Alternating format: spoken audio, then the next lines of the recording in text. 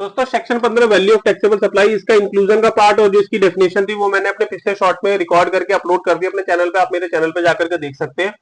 अब मैं आज आपके साथ में जो बात करूंगा एक्सक्लूजन की बात करूंगा कि इसके अंदर से क्या क्या एक्सक्लूड होता है जब आप वैल्यू ऑफ टैक्सेबल सप्लाई निकाल रहे हो। तो इसके अंदर सबसे पहले आप एक्सक्लूड होता है डिस्काउंट। अगर कोई भी डिस्काउंट बिफोर और at the time of supply, mean जब आप सप्लाई हो रही है, जब उसका इनवॉइस बन रहा है उसी टाइम पे अगर कोई डिस्काउंट दे दिया गया है, ठीक है, और वो आपके इनवॉइस के अंदर रिकॉर्ड भी होगा, इनवॉइस के अंदर डिस्काउंट दिखा दिया गया है, तो वो आपके टैक्सेबल वैल्यू का पार्ट नहीं बनेगा। दूसरा, इसके अंदर एक ओल्ड प्रोविजन पहले जो था वो ये था कि अगर कोई प्री एग्रीमेंट हो रखा है किसी डिस्काउंट को देने के लिए, वो भी किसी स्पेसिफिक बिल के लिए, एंड उसका जो आईटीसी है उस डिस्काउंट का वो रिसीपेंट रिवर्स कर देता, तो वो भी आपका टैक्सेबल वैल्यू का पार्ट नहीं बनेगा। बट ये ओल्ड प्रोविजन था। न्यू प्रोविजन जो है वो बजट 2026 में आ गया, जो कि भी प्रपोजल नोटिफाई नहीं हुआ। जैसी नोटिफाई होगा तो वो नया प्रोविजन इसके अंदर लग जाएगा। नया प्रोविजन मैं आपको इसमें बता दे रहा हूं कि उसके अंदर सिर्फ इतना से बात हुई है कि जो प्री एग्रीमेंट वाली बात है ये हट गई है।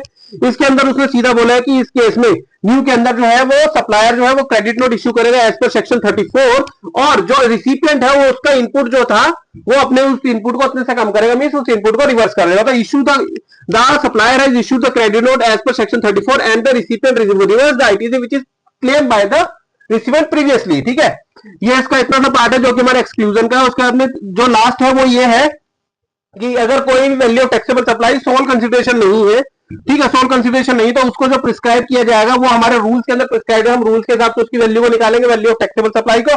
अगर वो रूल्स के हिसाब से भी नहीं निकल सकती, गवर्नमेंट उसके लिए फिर जो है मेथड नोटिफाई करेगा on the basis of the recommendation of the GST council. तो जीएसटी काउंसिल अगर कोई मेथड बताती है तो गवर्नमेंट उसको नोटिफाई करके उस मेथड को बताइए और उसके हिसाब से आपको वैल्यू ऑफ टैक्सेबल सप्लाई निकालनी पड़ेगी। तो ये वैल्यू ऑफ टैक्सेबल सप्लाई हमारा यहाँ तक जो इंक्लूजन एक्सक्लूजन पार्ट हमारा दोनों शॉर्ट्स के अंदर कवर कर दिया। इंक्लूजन पिछले शॉर्ट्स में और एक्सक्लूजन मैंने इस शॉर्ट में कवर कर दिया। ऐसी अपडेटेड वीडियो के लिए मेरे चैनल को लाइक कर सब्सक्राइब कर ले। मैं दिनेश मिलूंगा आपसे अगली वीडियो में, तब तक के लिए बाय बाय।